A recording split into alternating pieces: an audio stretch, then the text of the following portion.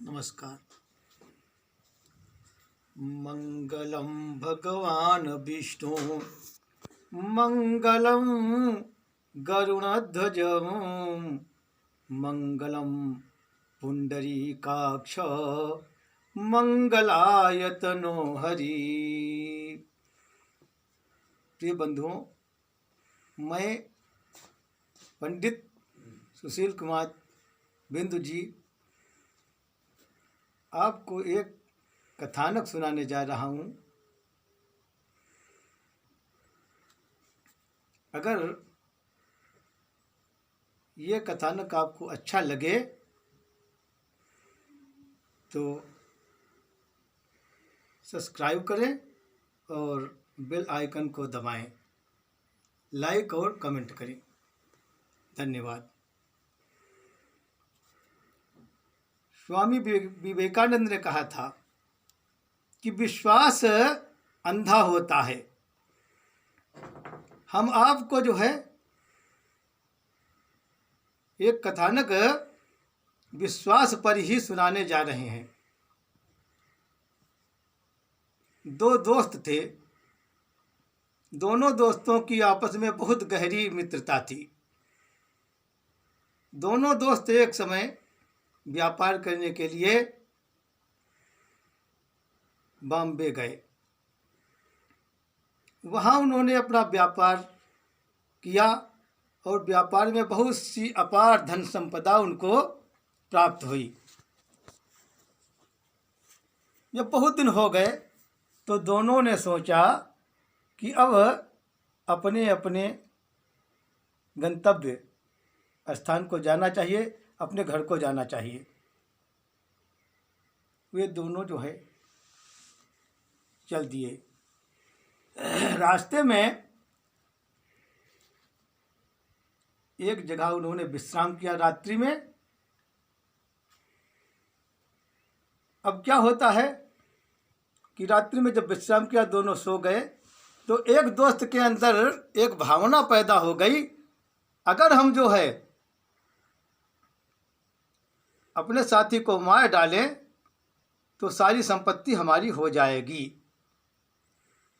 यह भावना उसके अंदर जागृत हुई।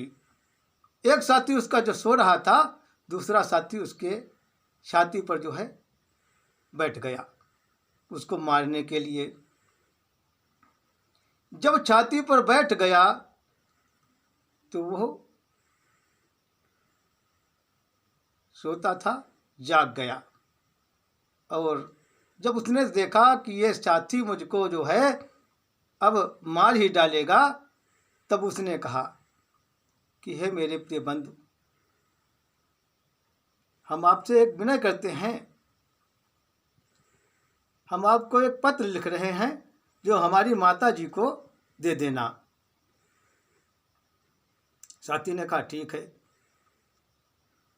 तो उसने उस पत्र में 4 अक्षर लिख दिए, आ, पा, सा और खा, और कहा कि ये हमारे माँ को दे देना।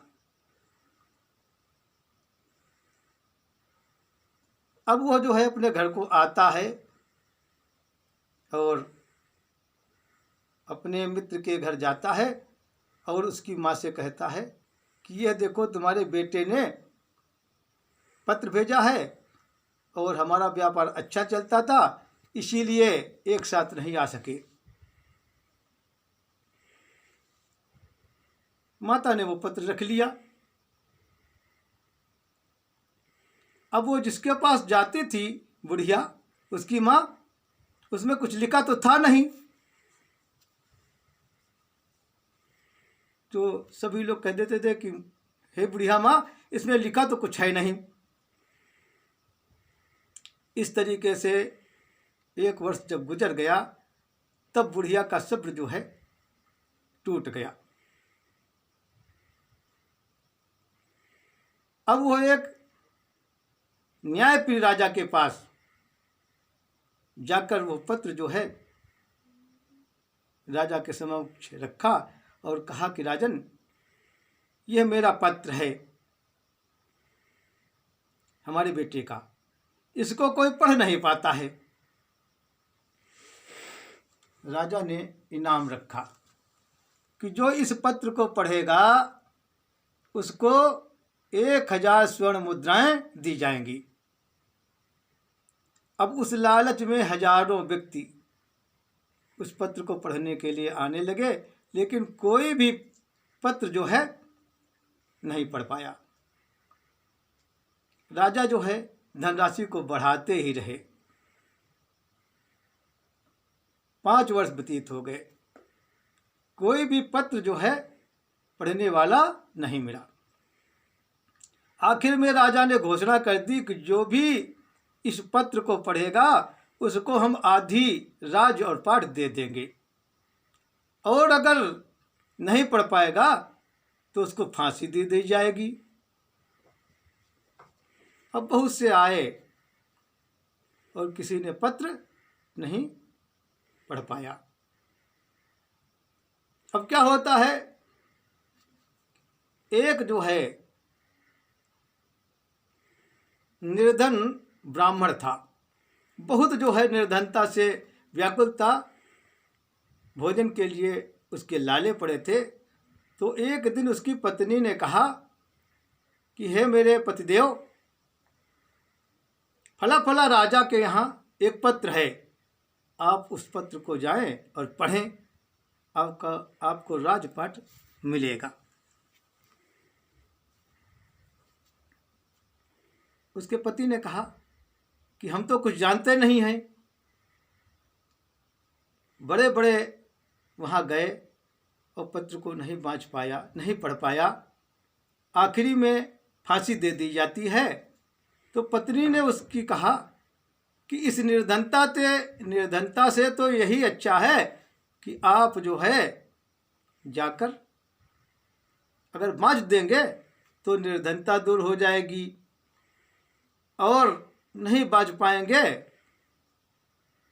तो आपको फांसी हो जाएगी, लेकिन इस निर्धनता से तो जो है अच्छा है।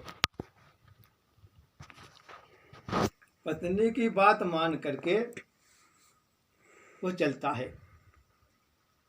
चलते चलते एक जगह शाम हो जाती है, रात्रि को एक जंगल में विश्राम करता है। जिस जगह पे विश्राम करता है एक बहुत बड़ा बरगद का पेड़ था। नीचे उसने अपना आसन लगाया और सो गया। उस बरगद पर एक गिद्ध और एक गिद्धनी रहती थी। तो गिद्धनी ने गिद्ध से कहा कि हे प्रिय, हमको जो है मनुष्य का मांस चाहिए, हमारी बहुत अच्छा है, क्योंकि वो जो गिद्धनी थी वो गर्भवती थी। उस गिद्ध ने कहा कि हे प्रिय, आज आप रुक जाएं, कल आपको जो है हम मनुष्य का मांस खिलाएंगे, क्योंकि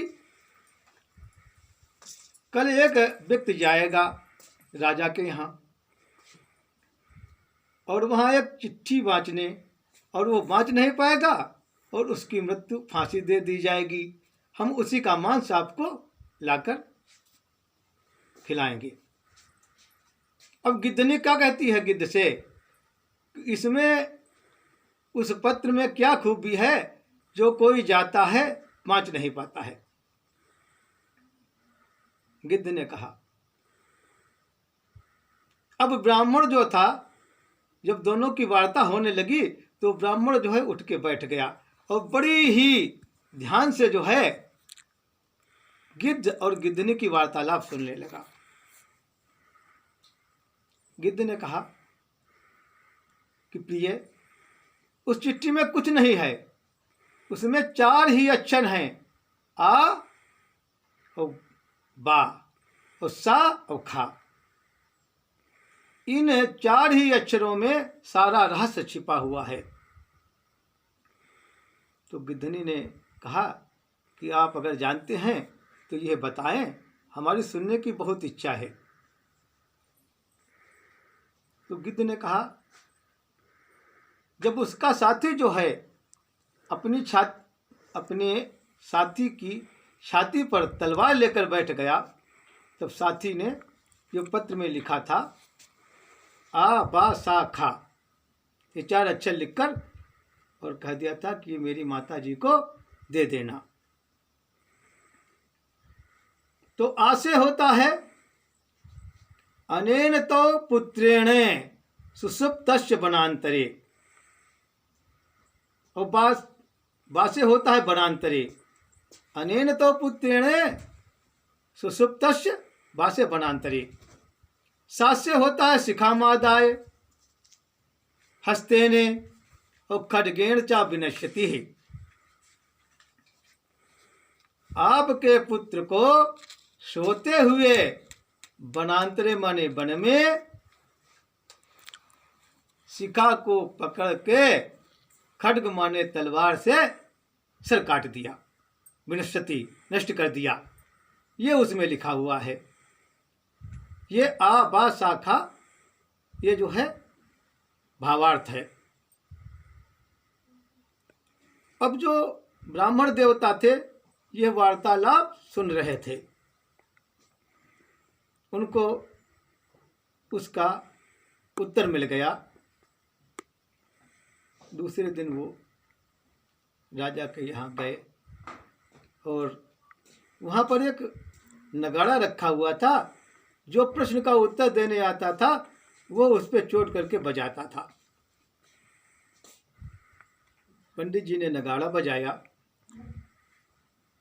दरबानी आए और कहा कि आप प्रश्न का उत्तर देने के लिए यहाँ आए हैं। यहाँ अनेक व्यक्ति आए और आखिरी में उनकी मृत्यु को ही उन्होंने बाण किया, इसीलिए हमारी इच्छा यही है कि आप मृत्यु का बाण मत करें। ब्राह्मण देवता ने कहा कि आप राजा को हमारी सूचना दे दें। अब क्या होता है, राजा वही जो है पत्र जो है उन ब्राह्मण देवता को देते हैं। ब्राह्मण देवता कहते हैं इसमें तो कुछ नहीं है, ये तो बहुत सीधा साधा जो है इसमें जवाब लिखा है और सारी चीज लिखी हुई है। राजा ने कहा कि जब आप बताएंगे, तो उन्होंने कहा कि देखो आसे है अनेन तो पुत्रेण सुसुप्तस्य बासे वनांतरे, सासे है शिखामादाय हस्तेने खड्गेण चा विनश्यति। सोते हुए आपके सोते हुए पुत्र को वन में शिखा पकड़ कर और तलवार से मार डाला गया। इस पत्र में यह लिखा हुआ है। राजा ने उस बुढ़िया को बुलाया और कहा कि हे बुढ़िया माँ, यह पत्र कौन लाया था? अब जो उसके बेटे के जो साथी थे, दोस्त थे, उनको बुलाया गया और राजा ने कहा कि ये पत्र आप लाए थे? उन्होंने कहा हाँ महाराज, ये पत्र हम ही लाए थे। कहा कि तुमने जो है अपने साथी की हत्या कर दी है, अतः वो जो दोस्त थे उनको फांसी दे दी गई और आधा राजपाट राजा ने उन ब्राह्मण देवता को दे दिया। अब क्या होता है, इधर जब फांसी तो लगी नहीं उस ब्राह्मण देवता की, जब फांसी नहीं लगी तो मांस कहाँ से मिलता? अब गिद्धनी गिद्ध से कहती थी कि तुमने कहा था कि कल जो ब्राह्मण देवता है पत्री बाँचने जाएंगे और उत्तर नहीं दे पाएंगे, उनको फांसी दे दी जाएगी उसी का मांस सब तुमको लाएंगे। तो गिद्ध ने कहा कि देखो प्रिय, दिन में तो कोई गुप्त वार्ता करनी चाहिए, लेकिन रात्रि में जो है कोई भी गुप्त वार्ता नहीं करनी चाहिए।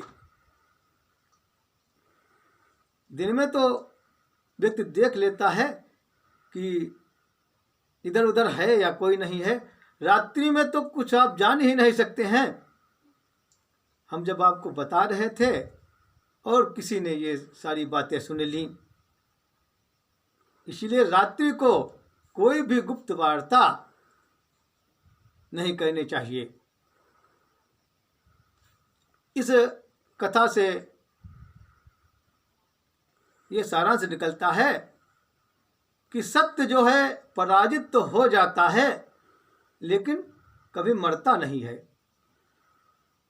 और विवेकानंद ने कहा था कि विश्वास अंधा होता है। व्यक्ति जो है, अगर विश्वास की आंख हो तो व्यक्ति जो है उसके साथ विश्वासघात ना हो, वो उसके विश्वास पे चलता है, कार्य करता है, इसलिए विश्वास अंधा होता है। और सत्य जो है पराजित होता है, पर मृत्यु सत्य की कभी नहीं होती है। दो ही चीजों के लिए व्यक्ति जो है पाप कर्म करता है, लक्ष्मी और पेट के लिए। वो ये नहीं सोचता है कि इसका क्या परिणाम हो गया, इसका परिणाम क्या होगा। दले की चपेट में लीनो है न हरि को नाम, पेट की चपेट में ठौर ठौर जइबे परो। जाके मुख देखिबे से प्रातहून भोजन मिले, ताके ढिग बेरी बेरी दौड़ दौड़ जइबे परो। जाने ना गंवार कछु जानिबे की बात नाही, वज्र से कठोर वचन तिनके भी सहिबे परो। लक्ष्मी हूँ जी तुम्हारे काज नेक हो न आई लाज, बड़े बड़े चूतियन का चतुर भी कहिबे परो। इस संसार में लक्ष्मी के कारण जो है, क्योंकि लक्ष्मी की जो हविस होती है वो इतनी भूख होती है, उस हविस में अंधा हो जाता है और नाना प्रकार के कुकर्म करता है। वो ये नहीं सोचता है कि एक न एक दिन इसका रहस्य जरूर खिलेगा, क्योंकि सत्य जो होता है वो पराजित तो हो सकता है थोड़ी देर के लिए, लेकिन मरता नहीं है। किसी न किसी दिन वो घटना जो है खुल जरूर जाएगी। इसीलिए हमने आपको ये जो कहानी सुनाई है, ये सार गर्भित कहानी जो है, अगर आप लोग इसके ऊपर मनन और चिंतन करेंगे तो आशा है व्यक्ति जो है इसकी अगर शिक्षा ग्रहण करेगा तो किसी के साथ विश्वासघात नहीं करेगा। आज के युग में नाना प्रकार की विश्वासघात होते हैं, बहला फुसला करके, और पहले तो करोड़ों रुपये अरबों रुपये मिलते हैं, एक दिन वो जो है किसी न किसी दिन सत्य जो है का रहस्य खुल जरूर जाता है, और फिर उसको जीवन में दुख भोगने पड़ते हैं, मर्यादा नष्ट होती है और जेल भी जा सकता है। इसीलिए धन के लिए कभी भी जो है विश्वासघात नहीं करना चाहिए। सत्य में हो जाते, सत्य की विजय होती है, सत्य पे ही चलना सबसे बड़ा धर्म है, और विश्वासघात किसी के साथ नहीं करना चाहिए। हम अपनी वाणी को विराम देते हैं।